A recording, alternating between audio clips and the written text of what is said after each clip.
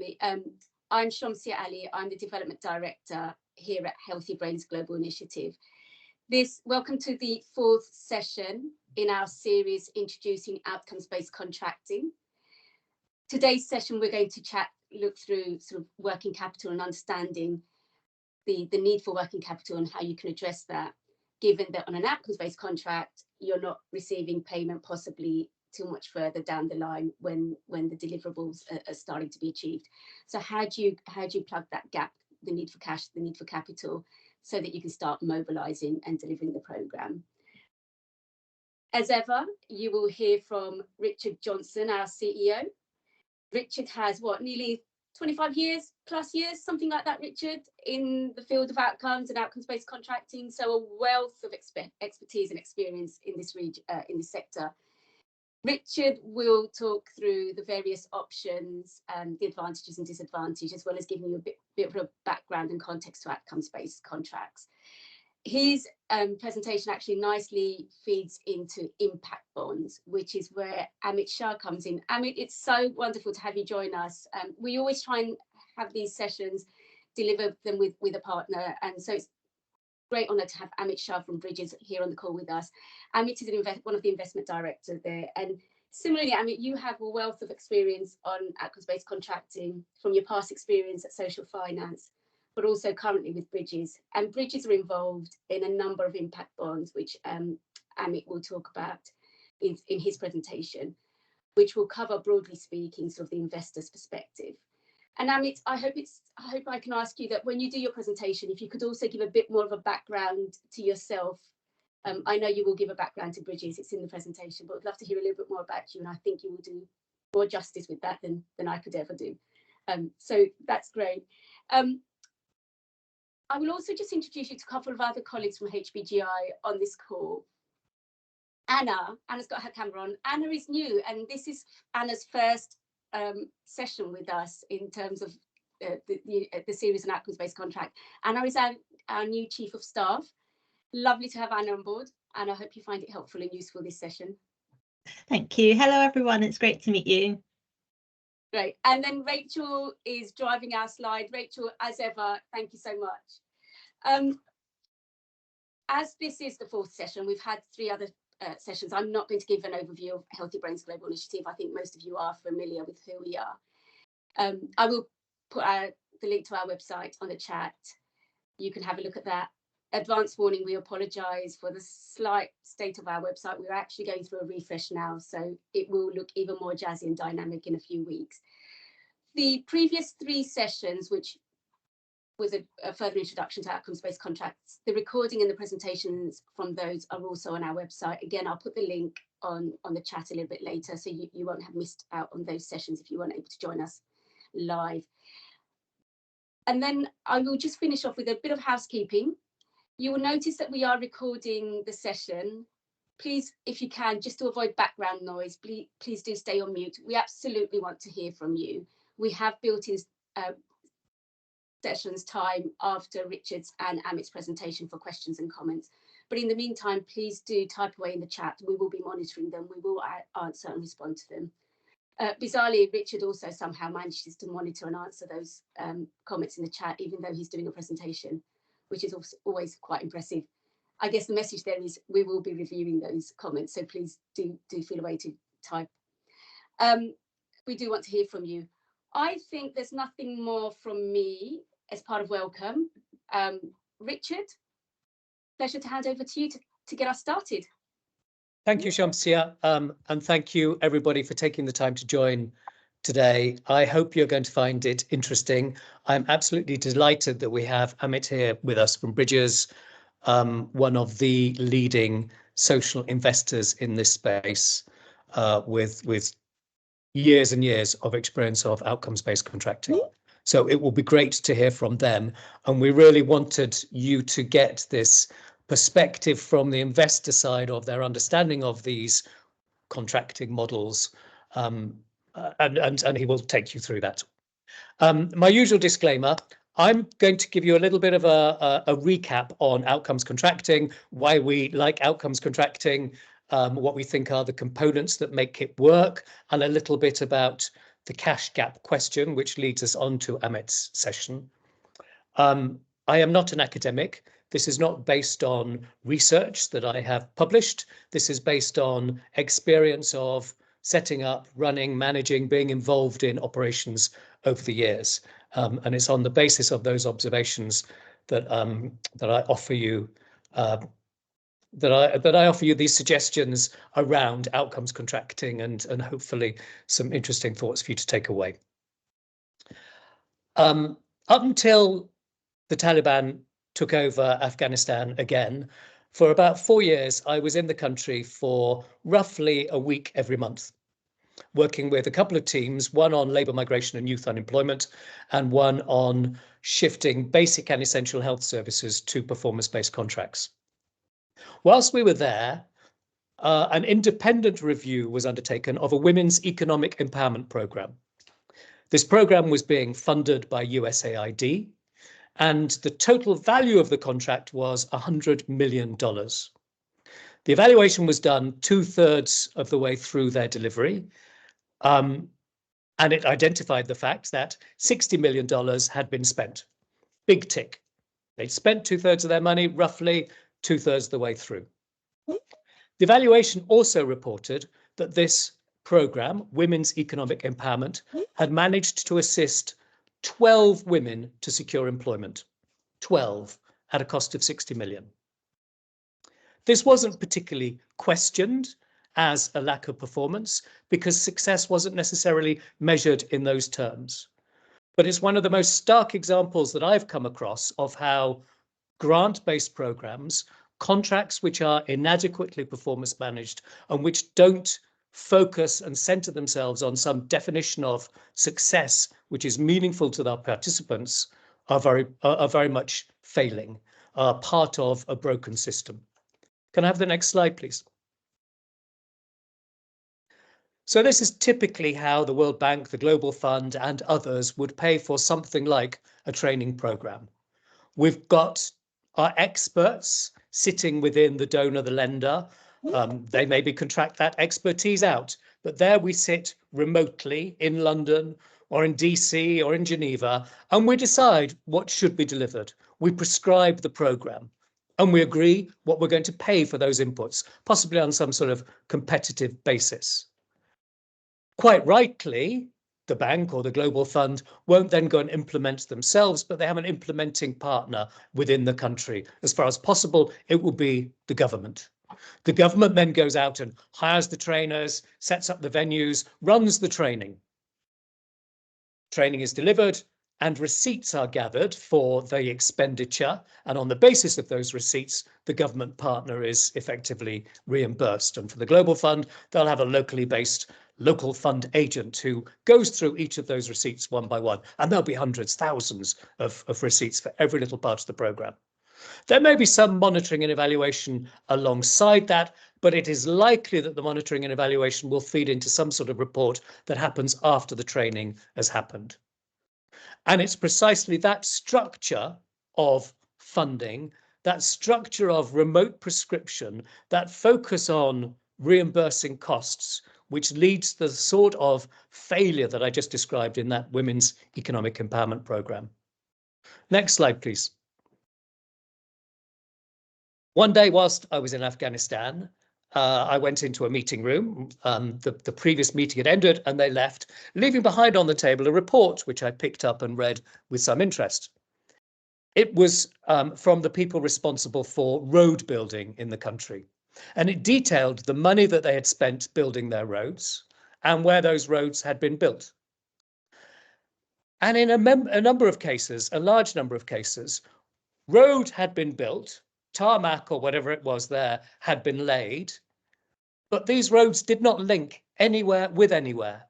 They were simply miles of road built in the middle of nowhere, not connecting any town with any town.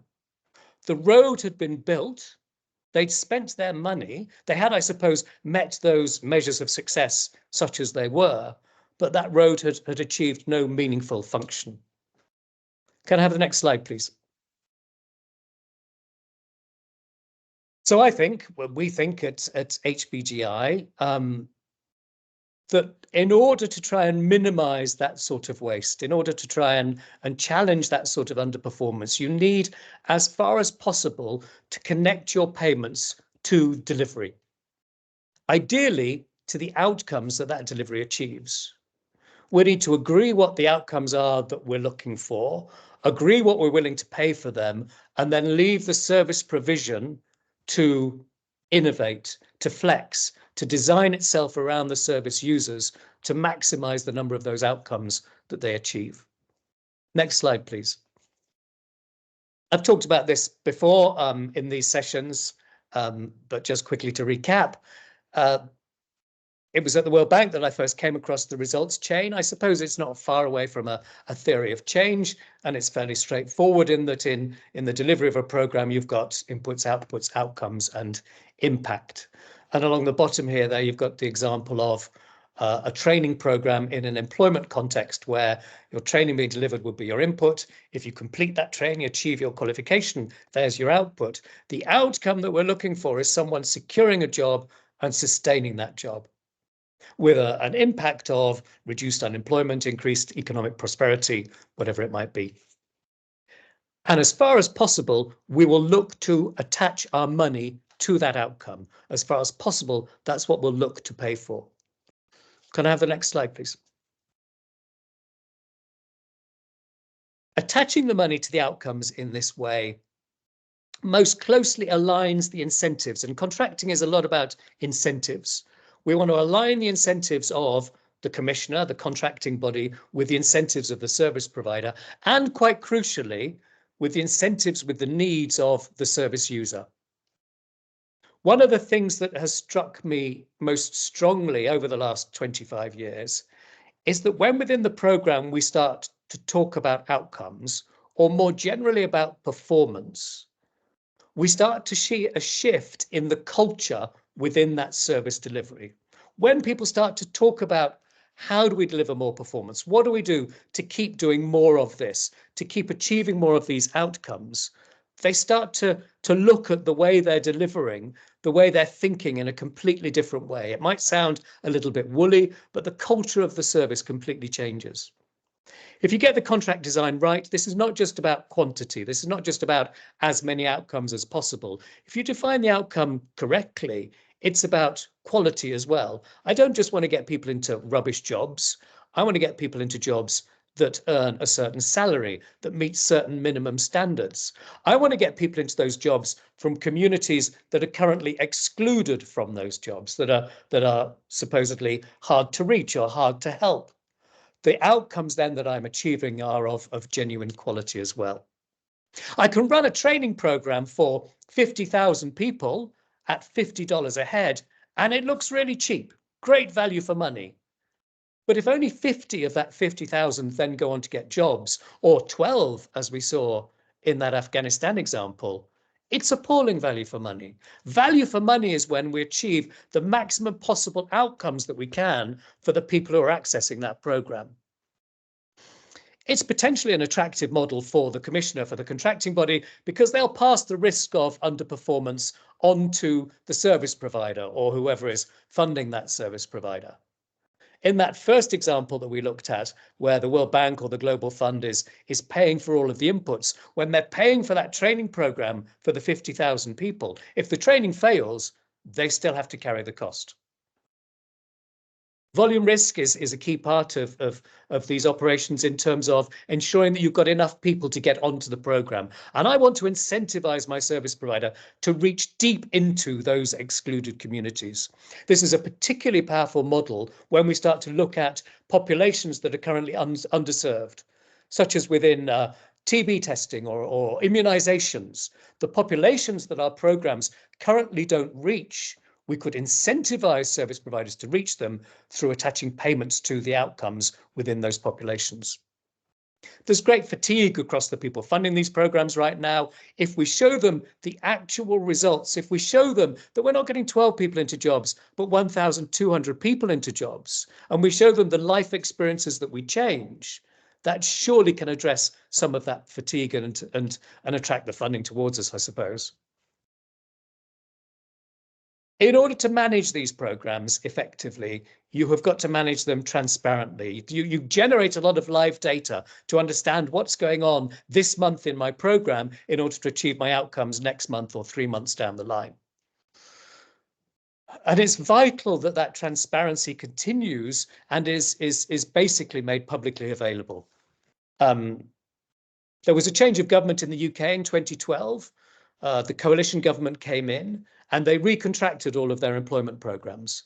The Minister of Employment at the time, the new Minister of Employment, forbade the Department of Work and Pensions from publishing any further data on the performance of the service providers of those contracts. This makes it impossible to hold those service providers to account. It removes your opportunity to use competition between them to drive up their performance. It removes your ability to actually understand what things cost and where to invest more of your money. And it means it's impossible for you to identify best practice, what's working, in order to share that learning across your system. Design your outcomes contract right. And this is possibly the most important of these for me. What it really drives is a service that focuses on the individual service user. In order to achieve the outcome for this individual, I have got to understand that individual's life experience, that individual's context. I cannot make assumptions about the location in which they live, or the geography, the class they come from, the social group they're part of. Whatever it is, I have to try and understand the experience of that individual in order to achieve that outcome, which makes this a genuinely localized program and something that enables us to develop things which are properly bottom up and properly cognizant of local context, local culture, flexing and innovating around that individual. And I've talked already about having rich data in order to enable this performance. Next one, please, Rachel. I want to, ideally, I said, attach my payments to that outcome. That's my sweet spot. But I'm really looking to attach it to something that is not too far down this results chain. In some cases, we see people try and attach it to the impact. And Village Enterprise, who were one of our previous partners on one of these calls, described a program which did that and produced really powerful results. I think that's too far away from delivery. Part of the purpose of the payment model, the payment schedule, is to drive the behavior of the people within the delivery. And if you attach payments too far away from that frontline service, you lose that ability to drive that behavior. So not too far down the results chain. It's got to be something that I can count. Ideally, it's something that is relevant, that's got some sort of face validity. I can see its relevance, and it's relevant actually to the people on the program, meaningful to the service beneficiary. I need to be able to count it, and I need to be able to verify it. Not necessarily all of it, but I need to be able to go in and test a sample of it to see if it's actually been delivered, because I'm paying for it after all. And this whole thing has got to be costed in some way. I've got to understand what this program costs, so that as a contracting body, can arrive at a payment model which is actually going to work and incentivize and drive the right level of performance. And so that the service provider understands what resources they need and what cash they're going to need up front. And we'll come to that in a minute. And then, of course, the program starts. Can I have the next slide, please? Some examples here, and I'm not going to go through all of them. You've got access to this slide deck afterwards. But one of the questions that we're always asked is, so what are the outcomes? What are you going to pay for? Here's a whole bunch of different examples. Many of them have already been used. People going into work, homeless people securing accommodation, people leaving prison and not reoffending. These have already been used as payment triggers on outcomes contracts. Some of them have not yet been used, such as a reduction in stunting. I think that would be a great opportunity to attach the payment to the performance, to the outcome, to really drive something that is localized and takes account of where that program is being delivered. Number 12 is an interesting one. Shamsia and I did some work at the Global Fund with another colleague of ours, now Director of Technical Assistance at HBGI, on shifting the payments that were made by the Global Fund to actually pay when a mosquito net was hanging over a bed. Up until that point, they'd reimbursed the money for hiring lorries, for transporting the nets from here to here, from counting all of the houses, from doing a whole bunch of stuff that was necessary, but because the payments were attached to it, they took over and a lot of fraud crept in as well. By attaching the payments to the mosquito net hanging over the bed, we were able significantly to reduce the cost of delivery of those mosquito nets, the efficiency in which they were delivered. We drove fraud out of the system and significantly reduced the time it took to get the net from the depot to that house. There's a sort of odd person out here, which is number 8, a reduction in the number of child pregnancies. That's an odd one out because this is a sort of population percentage count. So whereas all of the others are counting each individual outcome or each individual output, possibly, this would say across a population, I'm reducing the number of child pregnancies by 10%. It's not, I have to say, my favorite sort of measure. I think it starts to increase this distance from the contract, from the payment, to something that's more like an impact measure. But a lot of contracting bodies are interested in this sort of thing. Number 16 is what we're looking at developing, probably on a program right now in South Africa. This is a pilot program being funded by Anglo-American Mining. The service provider is called Right to Care, or the service facilitator, I might say, is Right to Care. The service provider itself is going to be the health clinic and the community organizations that sit around it. When a mother brings a baby in for an immunization, we're going to do a maternal mental health check of some sort. And if there is a red flag around her well-being, then she'll be connected with resources that we identify and build the capacity of in the community around that clinic. Really difficult to get at the outcome in this instance. So we look for as meaningful activities as we can along that results chain to attach the payment to. And we think about then potentially paying for each woman screened, each person being referred, take up that referral, and then ultimately, hopefully, some sort of self-reported improvement in her well-being. Comment from Benoit in the chat room. I think Benoit has a contract in which he's paid for percentage reductions like this.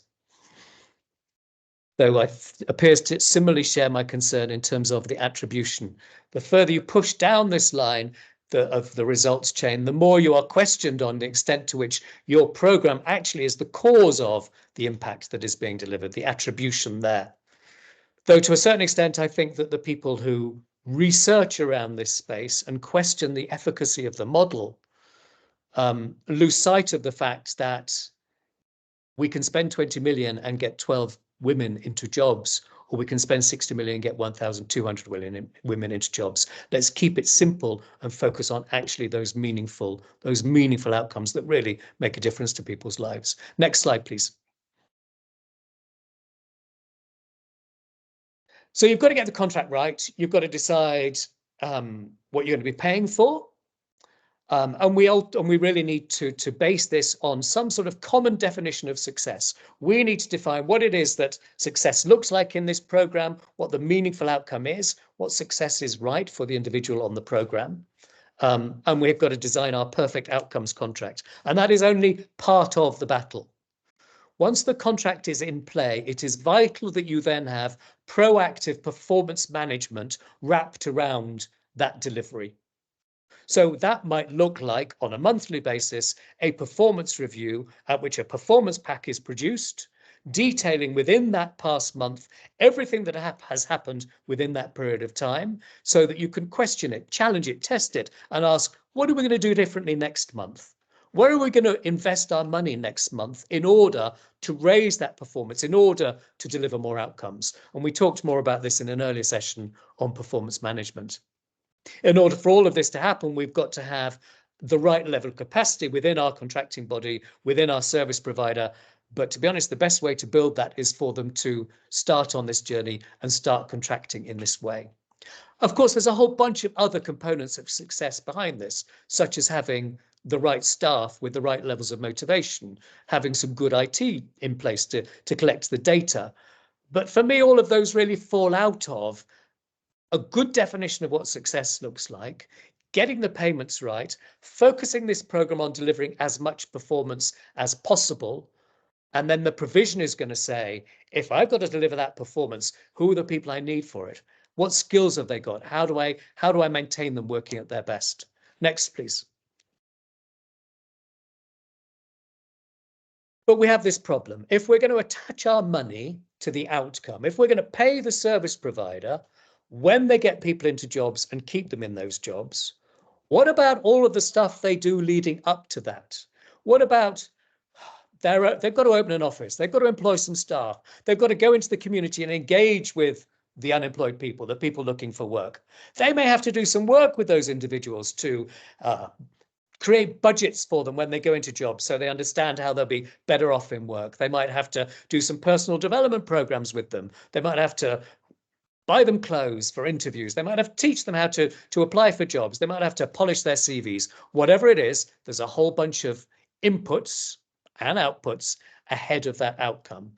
Where does the money come from to cover those costs? Next slide, please. Number of ways you could address this, and Amit's going to talk a little bit further about these as well. But the service provider could go and borrow it from a bank, or maybe they've got it sitting in their cash reserves somewhere. Now, in a lot of cases, if they're an NGO, if they're a community-based not-for-profit, they're not allowed to have big reserves, maybe, and they're certainly not allowed to risk those reserves in inputs and outputs ahead of payments for something that they're not necessarily sure about. And going to a bank is going to cost them extra money, and maybe they're not allowed to do so. Perhaps this favors big private sector organizations and excludes some of our smaller community-based organizations. It's possible for the contracting body, the commissioner, to bring some of the payments forward. And sometimes these are called interim outcome payments, but I could attach some of my payments to inputs and outputs in order to get cash out into the system. Thinking through that a little bit further, and this is what we did in Ethiopia with the World Bank on a Refugees into Jobs program that we were designing. We brought money forward into a mobilization allowance so that when the contractor started, they were given a bunch of money up front, and then they effectively repaid it as they started to achieve their outcomes. So for each outcome, they were earning out some of that money they'd had in that allowance. Or you've got the option of potentially bringing in social investors.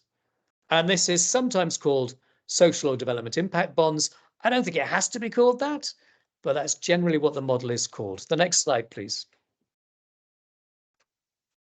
So again, Amit's going to talk to you further about this, but here generally is your structure of a social or development impact bond. The difference being in a social impact bond, the local government pay for the outcome. In a development impact bond, it's some sort of development institution like the World Bank who pay for it. So here the government goes, we want to pay for jobs.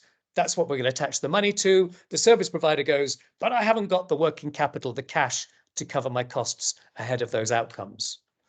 So a prime contractor or a social investor step in to provide the working capital. Maybe they select the service providers themselves. They provide that cash up front. And then as the service provider delivers the outcomes, that prime contractor or social investor claims the payments back from the commissioner. Can we have the next slide, please? Criticisms of this model that I will often hear are that it's incredibly complicated, it's incredibly expensive to set these things up, and there have been some horribly expensive examples of this. It's all going to be about quantity and profit and money, and quality is going to suffer. The service users are going to suffer, and providers won't like this anyway because they don't want to do outcomes. Can I have the next slide, please? You think this is complicated? I think this is incredibly simple. What could be simpler than saying, my measure of success is somebody getting a job, or a homeless person securing and sustaining employment. And that's what I'm going to pay for. As opposed to sitting down with my experts to come up with a plan that we then prescribe with multiple inputs, all of which we then have to price and pay for and audit and chase. And it's incredibly complicated. and incredibly expensive to do it in that way. I'm really simplifying this, and in so simplifying it, freeing up my service provider, as I say, to innovate, to flex, and to maximize that performance. You should see the size of the World Bank's procurement documentation. That's complicated. Is it expensive to set up? Yes, there have been some hideously expensive examples of this. Partly because I think in a number of cases, funders, organizations, for whatever reason, decide, oh, I've heard about this really sexy thing called an impact bond. I want to have one of those. And they employ a large consultancy to go around looking for some application where they can stick the impact bond. And then they design this thing around that application, whether it really fits or not, rather than starting at first base, which is identifying, having that problem statement of unemployment, need to get people into jobs. What's the best way to contract that? Best way is through paying for outcomes. How do I now need to facilitate funding to address the cash gap? Beware the consultants, beware the noise around this. It does not have to be complicated or expensive. Design it well, design your target group carefully, and quality is actually a consequence of the program. It doesn't suffer at all because I have to reach that excluded population, because my outcomes are outcomes that are genuinely life-changing for them. They're not just sitting in a classroom for 6 months, they're achieving a job which changes their life. And we went out to the market 18 months ago now, and we're 24 months ago now, and we asked service providers, are you interested in delivering outcomes contracts? And we got 51 responses saying, yes, please. In some cases, we'd like help in understanding how we manage outcomes, and we might want help in funding this, but we want to deliver more for more people. We don't actually like our hands being tied by grants. It isn't a cure-all. This isn't right in all cases, but this is where you start with the problem statement and look what it is you're trying to achieve, and then you design the best contract fit for that purpose. Next slide, please. My last slide, Amit, then it's over to you. So connect your money to the delivery. Connect it to the delivery, the meaningful delivery, as closely as you can. You're going to mitigate waste. You're going to maximize the chances of performance and meaningful performance. You've got to understand what this costs. You've got to build what I call a cost and operating model. You've got to understand the inputs that are going in and the expenditure associated with them, and the outputs and the outcomes that you get out, and what payments you might earn for those, and the relationship between the two of them. You've got to understand that, and your commissioner's got to understand that. Partly so you understand what cash you need to run this program before your income comes in. Think about solutions that are bottom up, that really empower the service user. One of my really big learnings of the last 9 months, I've always thought outcomes are simple. I can define them for you, and I gave you 22 examples on that previous slide. Over the last 9 months, I have spent a lot of time in California looking at the services they have there for homeless people with severe mental illness, meeting with the service providers, meeting with people accessing those services, meeting with their families, meeting with peers. And it's become more and more evident to me that I'm the wrong person to define all of those outcomes for those people accessing those services. And that as far as possible, we need to create a program in which the individuals themselves are able to say, this is the outcome that I want and I need. And we empower and enable a service provider to help them to achieve that through the way we contract and pay that service provider. We've then got to have proactive performance management around this. Whether you're going to pay for outcomes or inputs, you need to be performance managing. You need to know who is delivering what, where, have a mechanism to keep driving the improvement of that, and be doing this transparently and openly.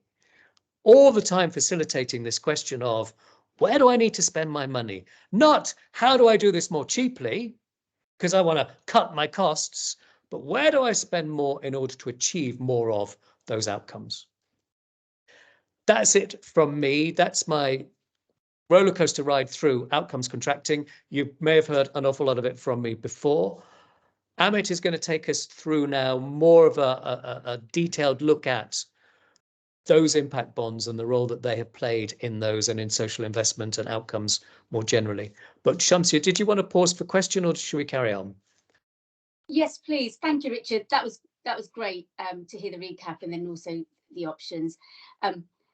It would be, if we can just see if there are any further comments besides what's been posted on chat, if we can take 5 minutes.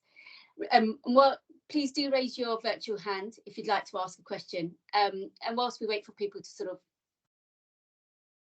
raise their hand, Richard, one comment we often hear about outcomes-based contracts is kind of is it more expensive to do outcomes-based contract?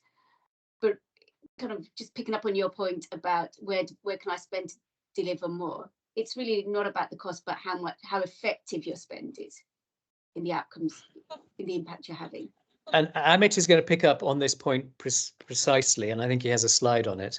But I would go back to this example, and this is a real example from someone in an organization I won't name, who told me, but we ran this program, and I think it was in Bangladesh, for 50,000 people. It cost us $50 to train every one of them. Your program to get refugees into jobs in Ethiopia is going to cost $5,000 for each of those jobs. That's incredibly expensive, isn't it? My program was $50 a person. I'm sorry, your program was $50 for a training program that delivered how many jobs? Oh, we don't actually know how many jobs it delivered because they didn't even count that. We need to make sure we're asking what outcomes are being achieved by people and what the value is of those outcomes. That's the question to ask, not how cheaply can I deliver something that may or may not make a difference to somebody. But Amit will pick up on that, I'm sure. Thank you. And Amit, let's move on. I don't think there are any further questions or comments. So Rachel, please move us on a couple of slides. Over to you, Amit. Sure. No, thank you, Richard. I mean, it's a very hard act to follow, and you've explained a lot of things really, really clearly and more clearly than I ever can. So, so thanks for that.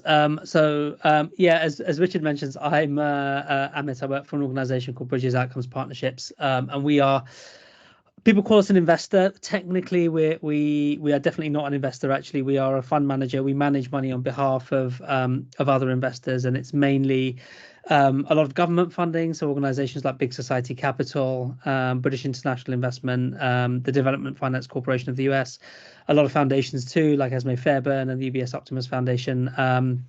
Support many of our funds. I'll go through that in a little bit more detail later. We manage money on their behalf, specifically to support the kind of work that Rich has been talking about. So specifically to support delivery organizations who are in this market for kind of outcomes contracting. So who are working with commissioners to deliver on outcomes. And our main mechanism is exactly as Richard said. Often we'll take on that contract with the commissioner, and what they will then work with delivery organizations, delivery partners who are then delivering on the ground. And what we kind of hope to bring to this is our not only our funding but our expertise in kind of having done this now kind of 75 plus times across the UK and beyond. In terms of my personal background, I joined Bridges around 4 years ago, and I specifically focus on our work outside of the UK, and I'll get into that a little bit more later, in low and middle income countries. But Bridges Outcomes Partnerships itself has come from a history of working in the UK, and we've recently focused on working outside of the UK. Prior to that, as Shamsia mentioned, I worked for an organisation called Social Finance, who have been one of the pioneers in kind of driving this method of contracting beyond the employment space. The employment space, it sort of existed a bit for a bit longer, but taking that model of kind of results-based financing into other areas, starting with Peterborough prisons and moving beyond there. And prior to that, my background was mainly kind of banking and consulting. So I've sort of come over to the light side more recently in my career. If we can shift to the next slide, please. It was a nice transition point of Shamsia's comments on the cost effectiveness, and I think that's our starting point for being involved in this space. Why do we care about outcomes contracting? Why do we care about this market? And why do we care about this way of doing things? Our belief and our kind of our driving mechanism is we believe that this way of working can really drive significant efficiency in spend and result in better outcomes for less funding. So I thought I'd talk you through a couple of examples. So the first of this is a contract I know and love well. I set this contract up whilst I was at Social Finance and actually managed it on behalf of Bridges, who were an investor who provided the working capital to the delivery organisations in this contract. It's called Positive Families Partnership, and it was delivering family therapy in London. And family therapy is a service whereby we look at families where the child is troubled and vulnerable for whatever reason, and we try and find ways to work with the family to try and keep that family unit together and rebuild that family unit so that that child can be supported within the family system and not taken out of the family system and placed in foster care, which is a common problem in London and beyond, and was a growing problem at the time this contract was set up in London.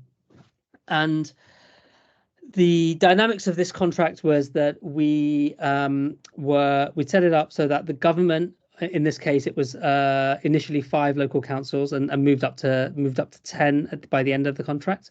But Sutton, Merton, Tower Hamlets, Bexley, and Newham were the founding contractors. We basically agreed a contract with them whereby they would only pay for the therapy after it was delivered, and only if it actually kept the family together. So for 2 years after the service was delivered, we would monitor that family, and if that child stayed with that family, then the local authority would make a payment to us for that family staying together. So as Richard said, it's an outcome that these local authorities were very interested in. That led to both better outcomes for that family and better impact for that family. There's lots of research about kind of family units staying together and the impact for families on that happening, but also for the government itself. Actually, there's a significant cost saving for families staying together because foster care can be incredibly expensive. Whilst in parallel to our just before our contract was set up with the government, which is the one on the right hand side, there was also a grant funded delivery of a very similar service, a very similar family therapy service. And actually on a pure cost basis, the one on the left would have looked significantly cheaper, because alongside the family therapy, we put in place some additional costs around performance management and some additional return that would have been needed to pay back to our social investors. Very, very low return because our investors are mainly interested in the social impact, but would have been additional cost to the grant funded delivery, which had been on the right hand side. But what you can see here is what the cost is per family, and so although the overall cost may look more when you compare the cost of a therapeutic team, actually the cost per family was significantly cheaper in our delivery because we work with significantly more families per therapeutic unit. So the families per team per year in the grant funded delivery, they worked with 24 families per year. The capacity of a team is somewhere between 40 and 50. So they were working at around half capacity. Because of the incentives we had and the dynamics of our contracts, we ensured that we pushed our therapy teams to work at very close to maximum capacity, and actually, as you can see, with a much higher quality score. So the average quality score on the grant funded program was around 3 out of 5, and we got closer to 4.5. So both on quality and on cost, we managed to deliver a significantly better product for kind of councils within London with a very, very similar, very similar service. So that's why we're in this game. That's the thing we're trying to achieve. We're looking at half the cost per family and a better quality service. And we believe that this way of working and the things that we believe drive that are the things that Richard talked about. So is that performance management, looking at the service on an ongoing basis, understanding that data and looking at that data and seeing what's working and what's not working.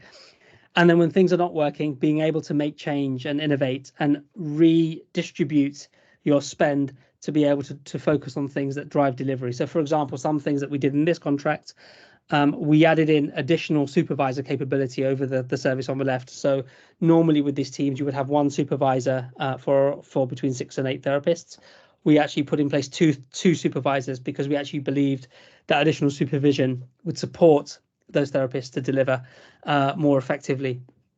Again, on the right hand side, we added a personalization fund. So for families, who were in these quite challenging circumstances. We allowed the therapists to do things like buy the kids a PlayStation, or buy a table for the family so they could sit around the table and have dinner together once a day, or buy a washing machine if that was a cause of friction in the family, who was going to go and do the laundry, etc., etc., etc. So allowing the service providers to think through actually what are the things that are really going to drive the outcomes that we're looking for here. What are the things that is going to keep this family together, that goes beyond the kind of core service that we're being asked to deliver. If we can move over to the next page, please. One more example. I won't talk through this in too much detail because I think you've heard from Village Enterprise before. So Village Enterprise are an incredible organisation. We were fortunate enough to back some of their work that they were doing in East Africa through our foundation, and the work that they do is to support women to graduate out of poverty. So they support women effectively to create micro businesses and then drive an increase in income through their work. You've heard from Village Enterprise before, so I won't go through details of the work they do, but in terms of the outcomes-based model under which they operated, that saw 113% increase in per capita consumption for the families that were supported by the outcomes-based model.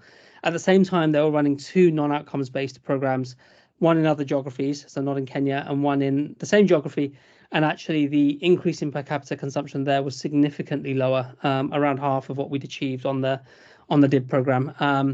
And that again was driven through things like, for example, we with the individuals from Village Enterprise that would go and support these women, we actually brought in iPads and allowed them to show these women on the iPad how their business was performing in a much more interactive way than they were doing on the non-DIB programs. That's been now carried through to those non-DIB programs.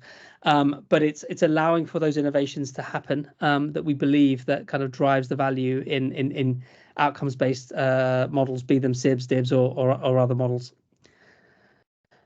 A couple of other examples just off the top of my head. So in Greater Manchester, we've been supporting some homelessness work for a number of years, and there we are operating a service that supports young homeless people to find beds and stay in accommodation over a long period of time. And we've operated at a similar level of success to comparable programs, but at a cost base that's around 70% cheaper than other programs. Similarly, in North East Lincolnshire, we have a social prescribing program. Social prescribing is a program where doctors can prescribe effectively social activities rather than just medicines, and it's been popular in the UK and the US, and I think is now taking off in other parts of the world too. And there, against the control group, we've seen a 35% reduction in hospital costs for the group of people we've been working with on social prescribing. So across our programs, we're starting to build up an evidence base of how outcomes-based commissioning can really support commissioners, how it can actually bring value to commissioners, and that's why we're in it, and that's links, I think, a lot of the points that Richard made earlier. In terms of what this means for commissioners, so the dynamics for commissioners who have been doing either grant-based or service-based procurement for all of time, it's a very different way of operating, and does require a bit of a change in mindset for commissioners. There's a lot of reasons for this. That often these organizations have a long history of working in the way they have. Often their procurement frameworks and procurement methodologies aren't set up for outcomes-based contracting, and it is a new way of a new relationship dynamic that you need with both organizations like us and delivery organizations too. So what that often means is that these things happen within existing commissioners with a champion who want to do this, who want to do something new. So I don't know. There's a few commissioners here, I think, from some of the names I recognise. We're looking at you to help us drive more and more of this work within commissioning organisations. But the truth is that the reality to make this work is the strong relationship between commissioner, delivery organisation, and an organisation like us if we're providing funding. The aim here is to have a culture of kind of joint problem solving. So, if I look at some of our work. If I take, for example, that GM program in Manchester, one of the issues that really was stopping impact happening was, as soon as we find homes for people who were homeless, the justice system would come and find those people because they suddenly had a home, and so then they would be put into, for some petty crimes they had committed, some shoplifting or something. They would then be thrown into the justice the washing machine of the justice system, and that meant that all the good work that was done to find these people home and potentially stable employment was suddenly undone by the dynamics of how the justice system worked.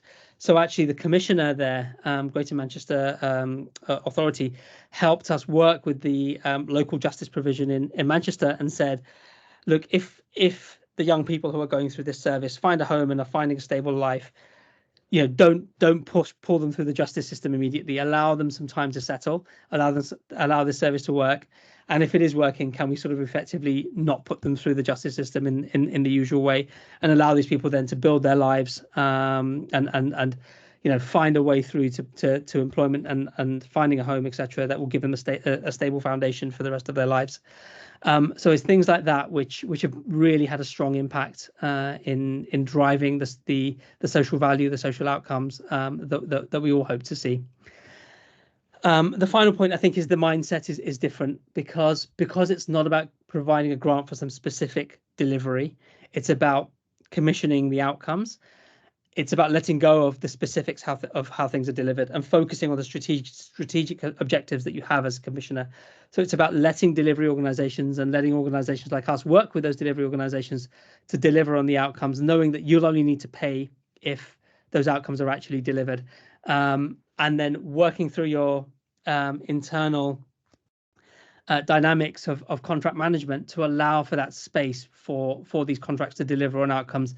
And often in reality, what we see with these contracts is that the outcomes delivery in the early days is a bit slower because we're learning about what's going on the ground. We're working with the service provider to really understand how the delivery is working today. What are those challenges that delivery is facing?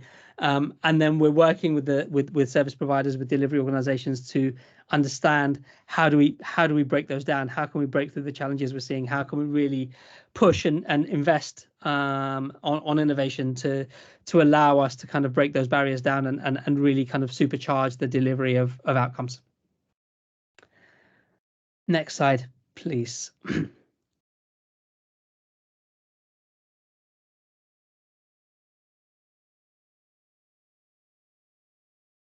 Thanks, Rachel. So now we've sort of talked a little bit about kind of commissioners and the work that we do with commissioners, a little bit more about us. So Bridges Outcomes Partnerships is part of the wider Bridges Fund Management umbrella. So Bridges Fund Management was set up around 20 years ago through a report that was done by the government, the Office for Civil Society at the time, that there was a need for dedicated pools of capital to support both parts of the UK that were struggling with economic development, but also to drive organisations that were going to have more social impact. And through that, we set Bridges Fund Management was set up as a commercially minded but impact first private equity fund, so supporting businesses that were driving employment in parts of the UK where economic development was slow, but also to support organisations that were driving significant social value and social impact.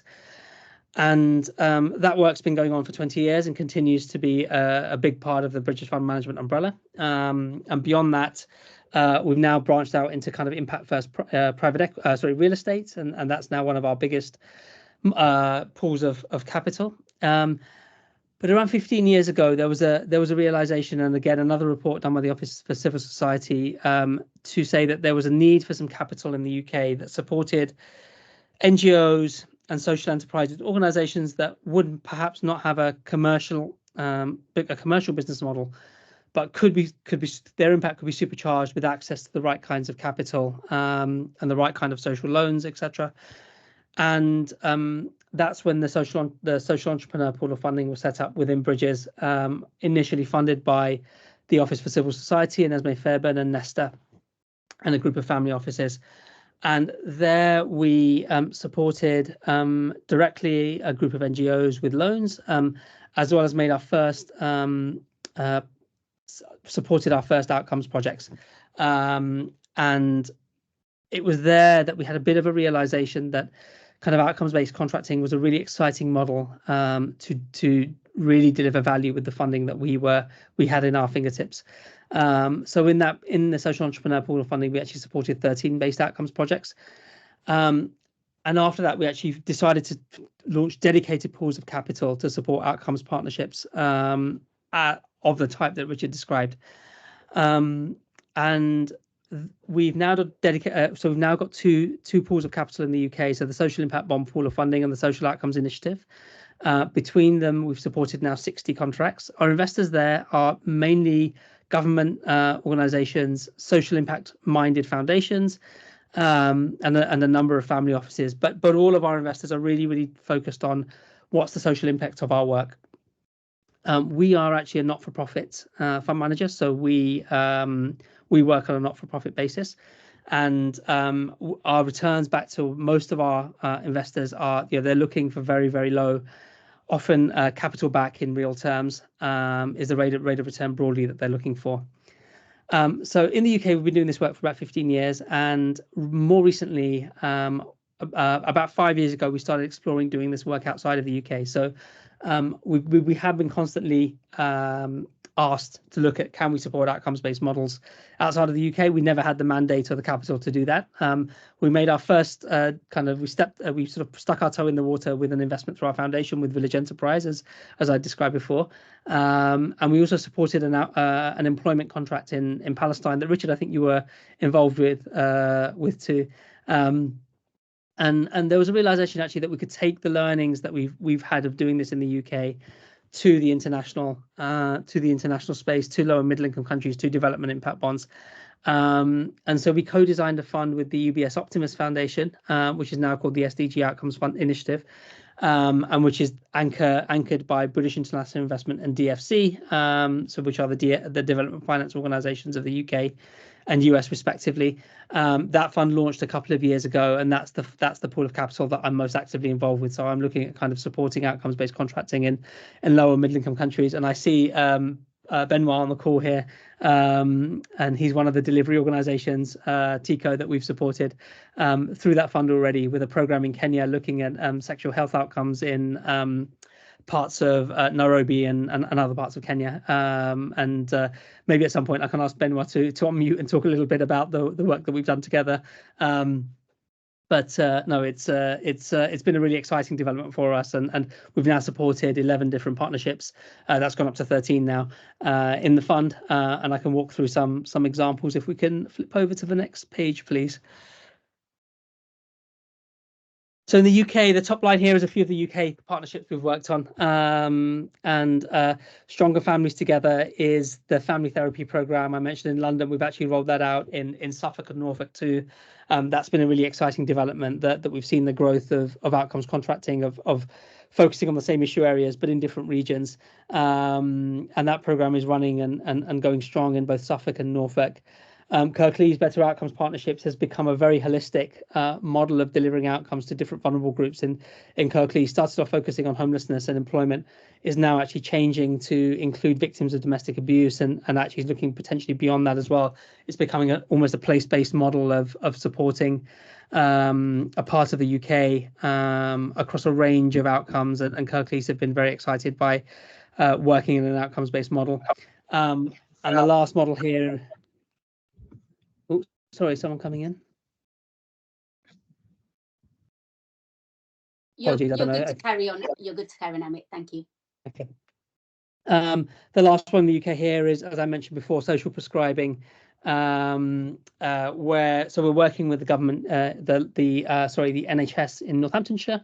They have commissioned us to deliver a social prescribing service. We've then worked with 3 delivery partners to deliver that service, which is supporting people who have got long-term health conditions, and rather than prescribe them just with medical prescriptions, we're now prescribing them with different social activities, social services, to help their long-term well-being. And the outcomes actually there we're looking at is as Richard mentioned, I think in some of the programs that GBI is looking at, is that kind of well-being, and using well-being scores as a metric for service delivery. And that's been working incredibly effectively in Northamptonshire and other parts of the UK where we're running that social prescribing service. Some examples from our low and middle income country work. So in West Africa, the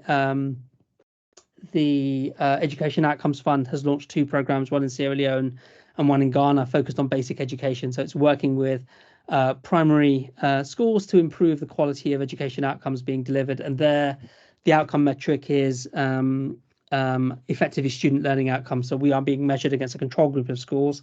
We're running a bunch of schools, and we are being measured to see if we can outperform those schools in standard tests in Sierra Leone and Ghana, and we will get paid for that outperformance that we can deliver against that control group of schools. So that work is really exciting, and EOF are launching a number of additional programs focused on early childhood education, one in Sierra Leone and one in Rwanda, which are currently being procured for. And they're also looking at a program in Tunisia around employment outcomes that Richard had talked about. We've been lucky enough to support a social enterprise in Nigeria called Recyclers, who are a plastics waste recycling organisation. There we're working with an outcomes funder, which is a different one. It was working with Unilever as an outcomes funder, and we were excited by that as a development in the market, to have a kind of corporate paying for social outcomes. Unilever have some targets in their excuse me, that they've stated quite publicly around the reduction in plastic waste in their supply chain, and Recyclers is a big part of how they're kind of hoping to achieve this in Nigeria. And Recycler are effectively going out into parts of Lagos and other parts of Nigeria, and they've got quite a unique model of collecting plastic waste, and we're supporting the kind of scale up and expansion of that. And Unilever are paying for 2 specific outcomes. So they're paying for the plastic waste that's being collected, so the number of tons of plastic waste that's being collected, but also for the number of jobs that we create that pay more than double the minimum wage in Nigeria, because often waste pickers are quite badly treated in the market. So we're trying to create and ensure that waste pickers are treated well and are have healthy incomes that enable them to kind of build their lives, and so it's a really exciting program. We're about a year into delivery, and starting to see the first of the franchises that Recyclers create actually collect plastic waste. So it's moving well and moving through. And the third of these is an employment program, very much like Richard described. We are working with the Turkish government in Istanbul, so working with the Istanbul Regional Development Agency, and they have procured us to deliver on employment outcomes. So there's 3 actually triggers for payment here. There is completion of a training program, an output-based measure, finding jobs for individuals who have then completed that training program, and then people sustaining those jobs for a period of 6 months or more. And the outcomes are heavily weighted towards those last 2. So the outcomes payments are heavily weighted towards those last 2. So very much focused on the outcomes. That program again launched last summer. We're about to see our first cohort of young people complete the training, hopefully in the next I think month or so, and then we'll be seeing hopefully some employment outcomes being achieved there. But it's a growing market both in the UK and internationally, and we're excited to be able to support both now. Yeah, happy to talk through more detail about some of these examples if they're useful in the Q&A. If we can move on to the next slide, please. I won't spend too long here because we've talked. Richard talks a lot about kind of why working capital is needed, and the dynamics of outcomes contracting is such that usually the outcomes happen after the service has been delivered. So you are delivering today. You've obviously got to pay those costs today, but the outcomes payments will come, 6 months, a year to 2 years down the line, and so that gap needs to be bridged for delivery organisation. And as Richard said, often delivery organisations Some can just pick this up on their balance sheet, but often that's not a possibility. So then delivery organizations need to work through to think through, how are we going to cover these costs? And then how do we ensure those outcomes are being delivered? Because you could pay for the delivery today, but if those outcomes are not being delivered, you will be paying for those costs, but that will be a significant hit on your balance sheet, because you will not have those outcomes payments later to cover those costs if those outcomes are not being delivered. So part of what we do is work with delivery organizations to manage that risk. So we will pre-fund delivery organizations to be able to deliver on the social outcomes. We will then work with those delivery organizations, and I'll get to that a little bit more on the next page, to help them work through put in place the infrastructure that's needed to help ensure that those social outcomes are going to get delivered. And then we will effectively take that risk away from delivery organizations. We'll ensure that they're funded. And then if those outcomes are being achieved, that's the funding that we will take to cover the working capital that we've put in at the beginning. If we can flip to the next page, I'll explain a little bit more about our work, because although we are providing that working capital, our work goes kind of beyond this, and kind of we see our existence as what's on this page. We want to work to make sure that outcomes-based projects have that impact and are delivering that value for money, that effectiveness that I talked about in the earlier slides. Can we find projects that are delivering significantly lower cost per outcome, and what do we do to do that? So we work with delivery organizations basically to put in place the infrastructure to do everything on this page. So how do we find out what's working and what's not working, and how do we do more of what's working? How do we make sure that we have these iterative models to delivery? So we're doing delivery, we're coming back and looking at what we're delivering, and then seeing what's working in the data, what's not, what are we seeing in the stories, allowing us to invest in innovation. So can we invest in things up front? Can we do things like invest in that increased supervisory capacity, because we know that that's going to drive better outcomes in the long term? Can we put in place this culture that I've talked about? And the best outcomes contracts have this, where we see delivery organization, ourselves, and commissioners working together to figure out what is it in the system that's stopping outcomes from happening, and what do we need to do to overcome those things. And the last thing is, we don't see our impact as being kind of limited to one project. So we're doing what we can to share the learnings that we've seen of what makes projects work, what makes projects tick, both issue specific and sector specific and area specific, but also the kind of infrastructure dynamics that I've talked about that we believe kind of drive better outcomes delivery. And actually, to that last point, we've launched a report last year called People Powered Partnerships. I'm happy to point people to it. Maybe I can put a link in the chat once I've done speaking, which shares some of the kind of core learnings that we think drive better social outcomes in the programs that we've done in the UK. And we're working on a similar report in the international space.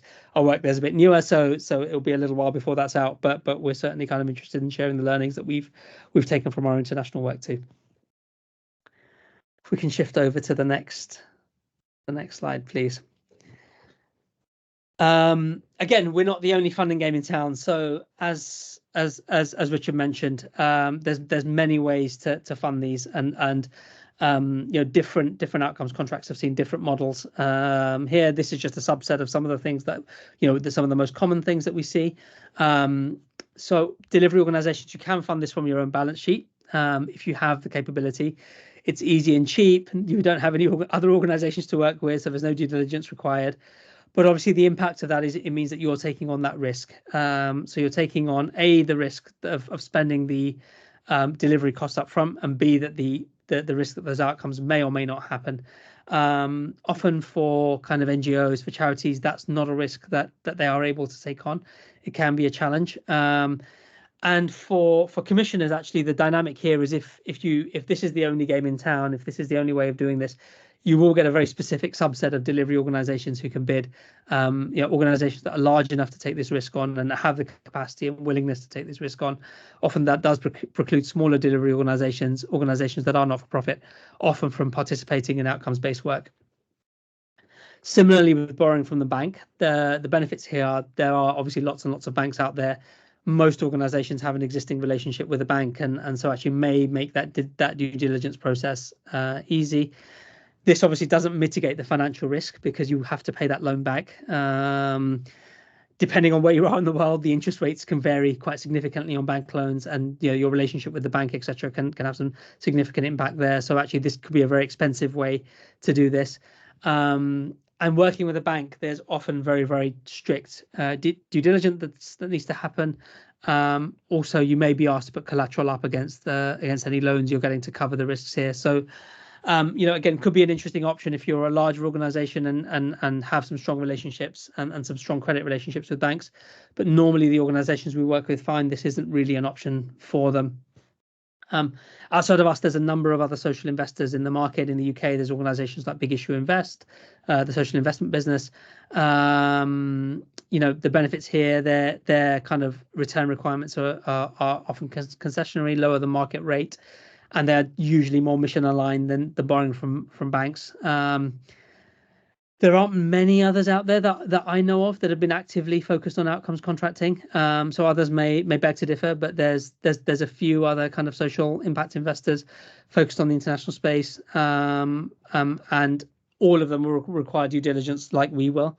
And in terms of working with you to ensure those outcomes are delivered and allowing you to kind of evolve your business model to drive those social outcomes, different organizations here will have different levels of support. So we are definitely kind of more on the end of providing that operational support, of working with you to deliver the social outcomes, of taking away the headache of managing the relationship with the commissioner, and working with you then to deliver on those social outcomes. But different organizations will have a different kind of view on what that level of support looks like. And the final is, and this may be an option for some organizations, is actually to raise this money from donors or from foundations, which can be very low return, sometimes even non-repayable. It's often not an easy thing to access. It's not a typical way of funding these things, but there are some organizations that have done it this way, and often that operational support that I've talked about isn't there. So there's a range of options here. Sometimes, as Richard mentions, commissioners can put this in place themselves, so that mobilization support. I've not seen it on many contracts, Richard. I think you may have seen it on more than I have, but we've seen that as another option too for delivery organizations to get funded. If we can shift to the next slide, please. So how this works in terms of contracting dynamic with delivery organizations. So the way this normally works, as Richard talked about with the social impact bond, is that we will typically hold the contract with the commissioner, where we will say we will deliver on the outcomes that you are asking to deliver, and we'll take the risk of those outcomes being delivered. We will then work with, usually find a service provider, a delivery organization that we believe can deliver on those outcomes. And then we will work actively with that delivery. We will pre-fund that organization, and then we'll work actively with that delivery organization to be able to deliver. So the typical dynamic actually is your relationship doesn't look too different from a grant contract with us. So we will ensure that all your delivery partners delivery costs are covered, and we will make sure that those costs are that you don't have to take financial risk unless you really want to. We do have a few cases where delivery organizations are interested in taking some of that financial risk, and we can work to that.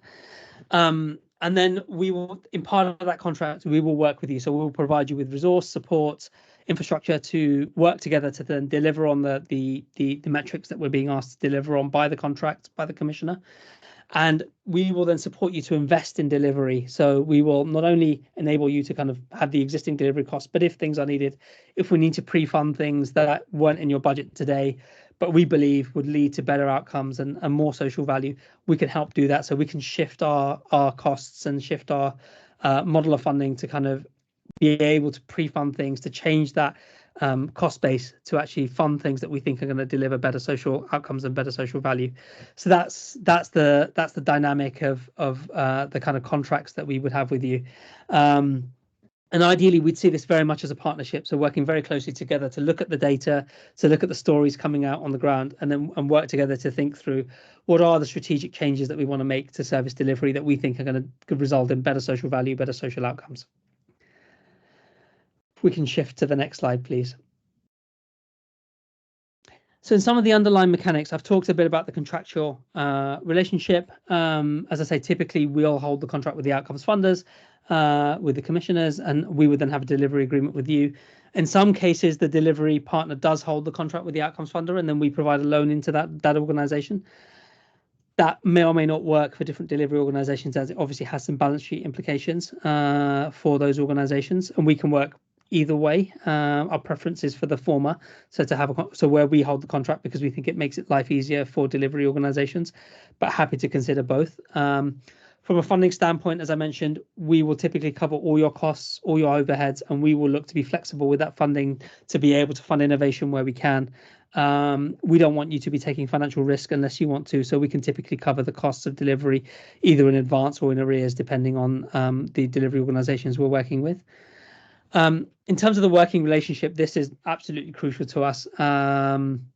We want to work in partnership. We want to kind of look at the data, improve the quality of data, and use that data to really kind of manage the service.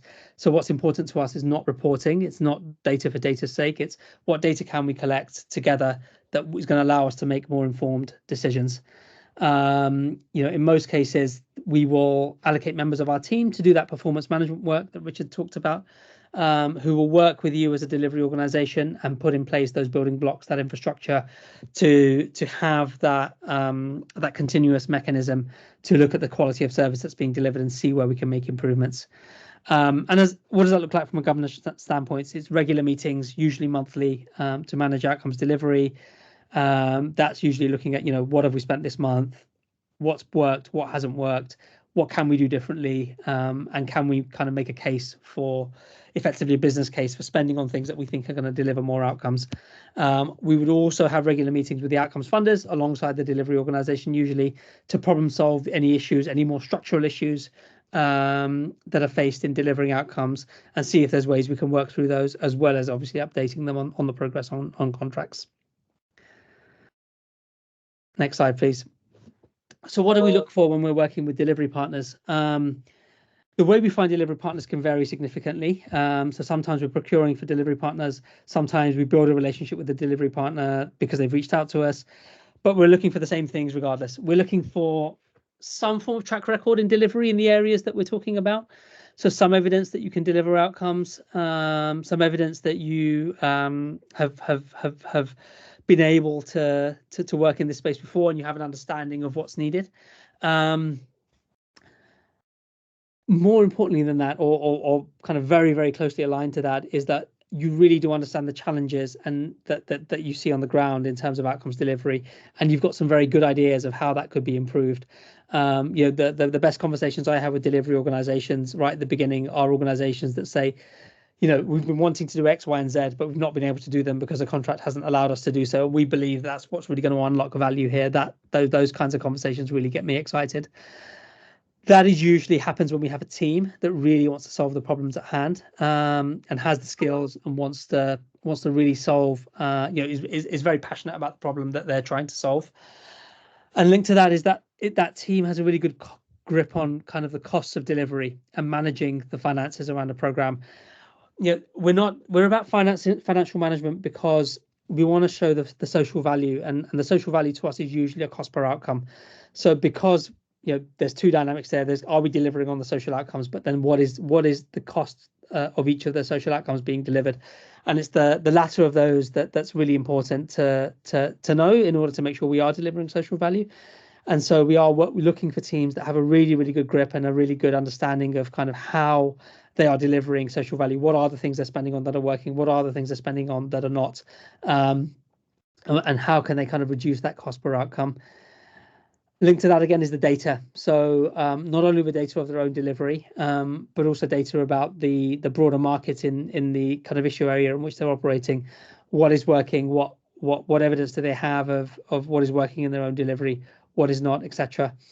And the last of these is kind of the working relationship here is really important. So we're looking for teams that we really like, we get on with, we think we're going to work together well with, and teams that like us and would like to work with us, would like to kind of have this slightly different way of working, would like to kind of unlock the outcomes in the areas in which they work, and believe that this could be a good way of doing that.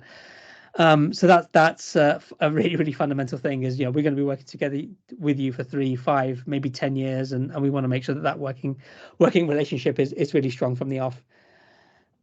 Next slide, please. That's the end of my presentation.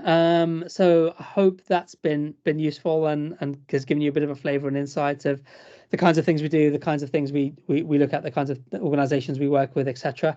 Benoit, I'd like to maybe invite you just to come in and maybe talk a little bit. You're one of the delivery organisations we have worked with over the last kind of year or so in Kenya in sexual health space. I don't know if you want to say a few words about kind of working with us and how you found it. Sorry to put you on the spot. Yeah, a little bit. Hello, Amit. I mean, what you say, I think you've said it all. I think the relationship, exactly the point that you're making, is that the relationship is key. It's extremely different, I find, from a traditional donor to grantee relationship. It does feel we're in the same vehicle. One of us is the driver, but the other one is pretty close to the GPS and helping us, drive the project efficiently. I know that you didn't insist much on the structuring, and I think it is a little bit of a scary part because that's where the cost can come. But in our case, Bridges was part of the success of the setup of the structure itself, and at several stages, it could have gone wrong. But again, I think both a very agile mindset, solution thinking, and your understanding of the realities of an implementing partner like us were key, I find. Great. Thanks, Benoit. And always good to hear from you. Hello, Shamsia. Thank you. It's always a pleasure to hear from you. Amit, did you want to come in response to Benoit or? Yeah, happy to. No, I mean, we were fortunate to work with TICO, as Benoit's organisation is now called. It's a fantastic organisation, and we built a very, very strong relationship from the off when we met. So I can't remember when it was now, Benoit, 2 or 3 years ago, what we liked about Benoit's organisations is that they were very solutions focused. They had some really good ideas. They've been running a similar service in Kenya for a while, actually under an impact bond structure. But even actually, they had even more ideas to improve the service and think about what could be done beyond the work that they were doing already. And that was what got me really excited to work with them, and drive that work forward. So it's been a fantastic relationship. We're in the early stages of the program, not even I think a year into delivery yet, and Benoit was working quite closely with my colleague Luthia to see what we can do to already extend the program both in Kenya and beyond. So it's a really strong working relationship we've formed with Benoit. We hope it's a long and productive one. Amit, thank you so much. Catch your breath. That was a really comprehensive presentation. We really enjoyed it. Thank you for the background to Bridges and the different way you work, but also the real sort of going to the detail of the mechanism of working with Bridges. There are a number of comments, and I'd like to try and touch as many of them as we possibly can. And Richard, Amit, bring you back in to help answer some of this. So, Jonathan, you raised a question around sort of investor and the title, and then a couple of observations around why adopting outcomes-based contracting might seem more complicated than it needs to be. Did you want to just come in, Jonathan? I know Richard and I both made an attempt to answer your question around investor. Yeah, sure, happy to, and I hope you can hear me okay. Sean says good to see you, and as a fellow GoLab fellow, and I apologize, I dropped and then rejoined, so I didn't see any comments or responses to the extent there were on the investor point, but I just appreciate both Richard and Amit's overview, very clear, concise. I've been following. I'm a lawyer at USAID, but anything I say is obviously just my own personal views. But USAID has served as an outcome funder in at least 3 development impact bonds, and just some general observations I just want to re-highlight when we're talking about, well, how do we really scale more of these outcomes-based funding approaches. I would just emphasize how much of this is potentially self-created problems where we're shooting ourselves in the foot, starting first with terminology. investors, using the terms of finance really makes little sense to me when it's a lot of maybe more creative grant funding. Even if you don't call it grants, you certainly, I doubt, can call it equity, nor is it necessarily debt financing. And we can get into some of those mechanics later. The other aspects are, I mean, development impact bond, social impact bond, that is a distinction without a difference, a material difference. And the term bond has always been incorrect, yet here we go, we continue to kind of perpetuate that. So it's small things like that make a big difference, especially then when you're working in a large funding bureaucracy. In terms of getting a typical award out the door, there are numerous offices involved. And so if you try to introduce some of these new terminologies and package it as kind of this new approach altogether, as opposed to working within the existing funding structure, saying, hey, let's start with your existing grant rules and regulations and tweak them so that they can be supporting an impact bond structure, that goes a long, much further way in terms of being effective than trying to pitch this as something brand new from the outside, which doesn't seem to really catch on within a large funding bureaucracy. So just some observations there, but thanks. So, Jonathan, I agree with you to an extent in terms of some of the terminology not being helpful here. And bond is absolutely the wrong word. And I wish people would, to a certain extent, stop talking about impact bonds. Just to note that they absolutely are investors, so that generally the structure, as far as I understand it, is that actually the investors will typically create an entity for the contracting and the management of this specific program. So they will establish a special purpose vehicle, an SPV. That SPV signs the contract with the commissioner and selects and subcontracts with the service providers.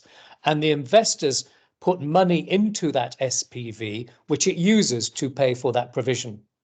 And that money is a loan into the SPV, which the investors will then look to take out. So they very much are actually operating in that structure as investors.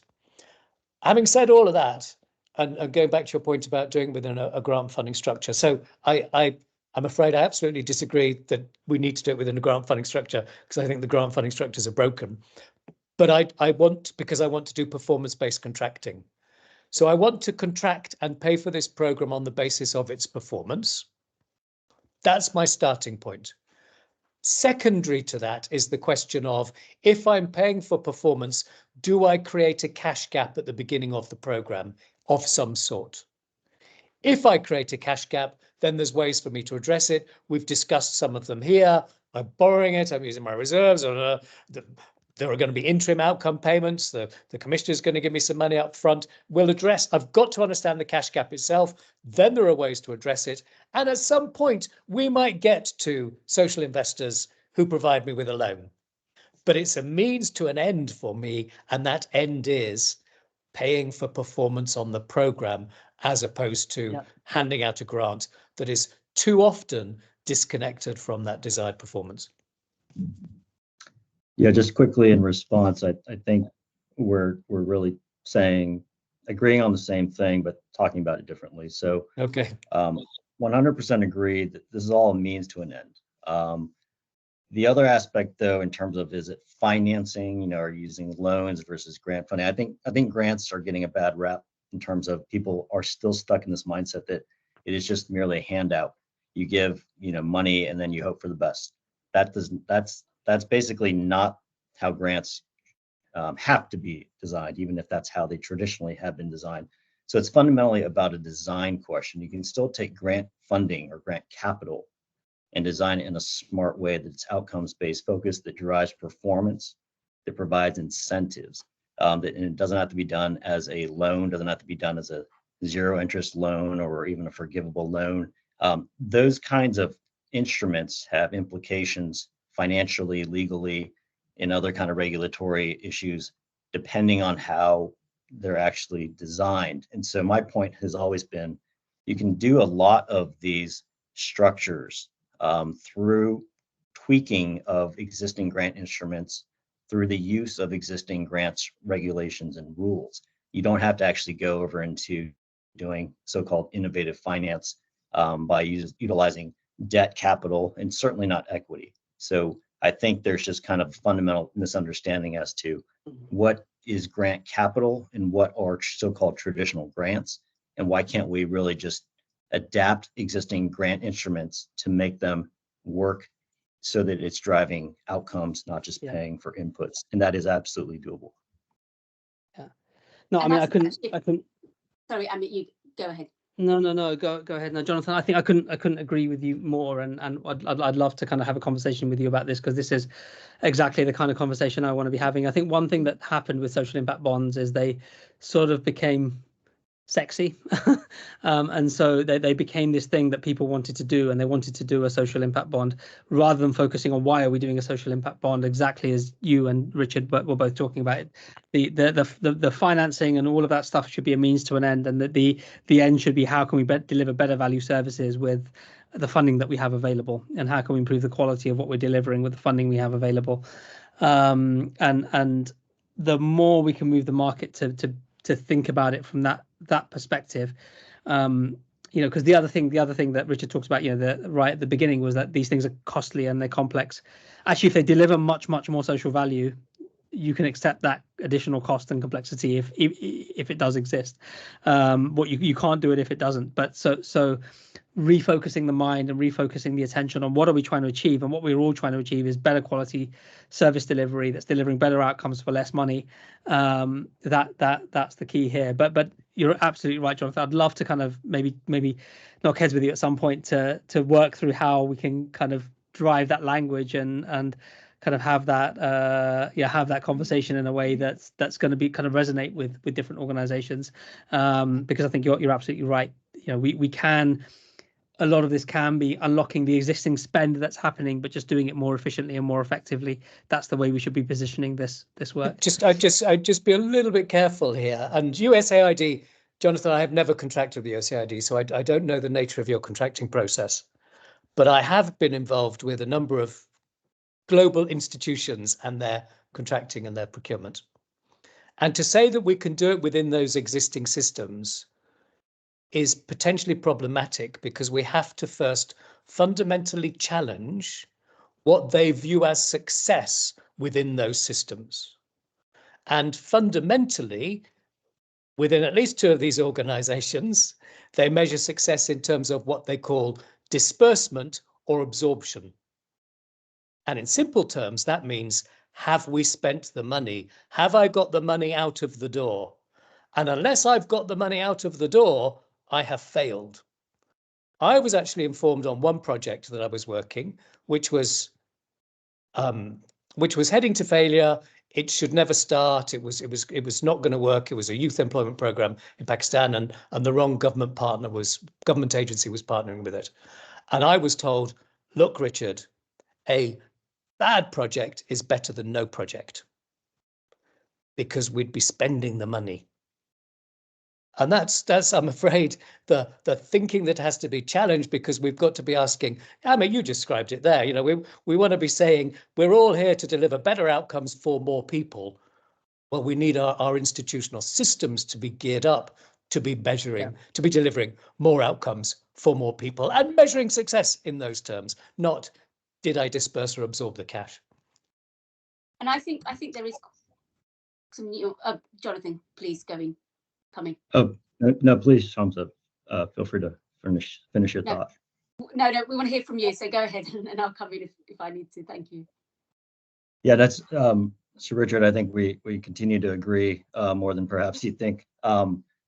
I think what you're raising, though, is a separate issue, and that's a matter of broader culture and how government views success. And so I think my point remains the instrument itself, the funding itself, the nature of funding. There's nothing broken with that. There's nothing fundamentally wrong. And so the problem I see with impact bonds, which I'm not a proponent or an opponent of, again, they're a tool at the end of the day. The challenge what that does when you position it as something that is outside of the existing bureaucracy, outside somehow of the rules and regulations of what government does, it causes unnecessary confusion. And it's basically saying, well, if we do it as an impact bond structure, that's better than your traditional grant funding instruments. And so that causes confusion amongst our existing contracting people, our existing legal and finance people to think, is this entirely something new? The reality is, at least in my experience, when we provide outcome funding, guess what instrument that is? It is a traditional grant. And we're basically framing it as, oh, but this is some kind of new impact bond structure. That is not true from the perspective of the nuts and bolts of how this actually gets funded. So meeting the system where it's at, I think, is really important. Speaking the existing language, doing that translation as to what do you mean by a so-called social investment versus how does that actually get implemented within an existing large funding bureaucracy. To me, that is the key for actually having these scale. Otherwise, this is all just viewed as something from the outside, trying to be forced on the inside, and you're fighting a much larger uphill battle that way. Jonathan, thank you for flagging that. I think that was a really interesting debate, and I think we should certainly carry on outside of this call as well. And I agree. I think we're tending to agree more than we're disagreeing. And Richard's point that this is about being clear about how we measure success. And as long as we are clear about how we measure success, and that success is measured on the impact on the individual service users, then rather than the donor, the funder getting money out of the door, then it's about ensuring that there's good performance management, excellent performance management built in to help the implementer, the service provider, to achieve that success. And within that, actually, you can do it within the existing structure, possibly, as you're saying. So it feels like there is, we are agreeing, which is good to see. Benoit put his hand up. Just quick question for you, Richard and Amit. In your experience, and reacting also, Jonathan, to your comment, do those mechanisms increase our ability, our capacity to pull in multiple outcome payers in one project, under kind of one mechanism, to aggregate multiple outcome payers? Have you seen that in your experience? It's our case in Kenya with you, Amit. We've got two outcome payers that came to the party and agreed on outcomes. Yeah, so as social finance, I designed a number of outcomes contracts that had multiple outcomes payers, and actually the reason it worked was because there's a specificity around outcomes price that people could buy into and agree on, and that was the thing that became so. Actually, the Positive Families Partnership Program, the family therapy program in London, actually was with 5 different local authorities. Each we had to go through the procurement process for each of them, and then we had kind of 5 more. But Amit, in each case, they're paying for the outcomes achieved within their local geography. They're not combining. They are. They're actually 5 separate contracts. They are 5 separate contracts, but they're under the same. I mean, they're identical. Actually, no, there was one contract that they all signed up to, so it was a single contract.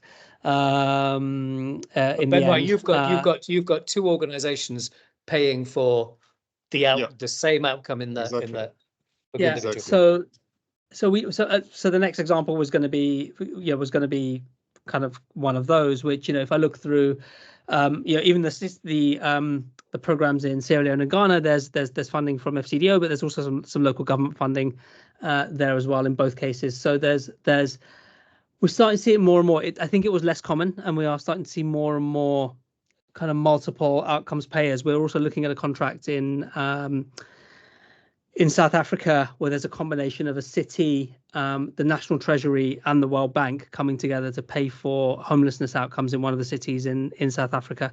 So that we are seeing more and more of these kind of multi-outcome payer contracts, and the dynamics there are there's a benefit and there's a leverage to each of the outcome funders funding.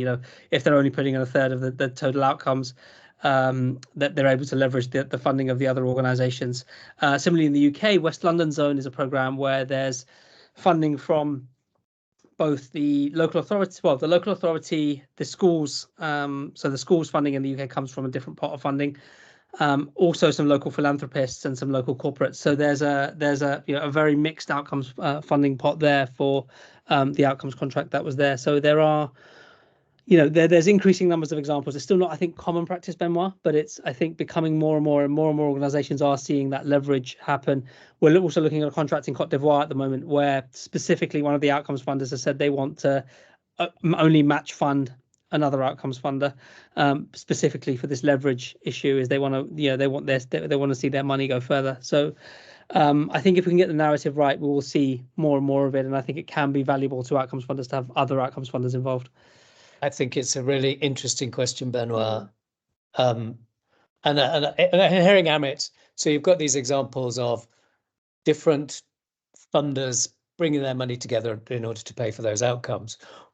What I immediately thought of, which I have never seen and would love to see, is the silos of public sector funding and delivery coming together to recognize that the outcome that they are achieving has an impact across those silos, so that individual's social improvement in their well-being actually has an impact in terms of health and education and justice and the local authority, and that they together then pool their resources to pay for that outcome because the impact comes back across those silos. And I've never come across an example like that yet. Or come in just to pay for one of those additional outcomes if the mechanism is pre-existing. That's where it can start to become interesting. Yeah, it would require these outcomes buyers, commissioners, to look at the service from the service perspective, service user perspective, in a holistic way, wouldn't it? To see that actually achieving an impact for them has multiple. But not very many do.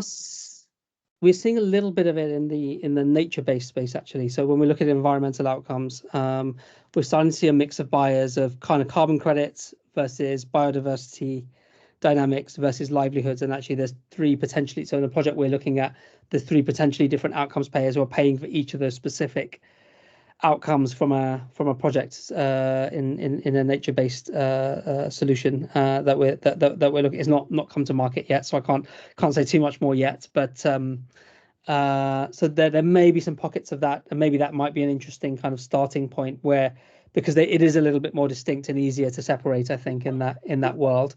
But it might be a starting point to give us some examples to point to. I agree with you, Richard, that we've definitely not seen examples like that, and that is the dream of where we'd like to take things.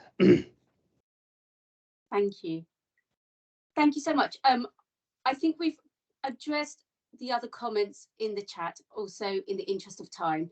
So I'm just going to open up to the floor again. Raise your hands if you feel that any of the questions raised in the chat haven't been answered or you want to discuss in a little bit more detail.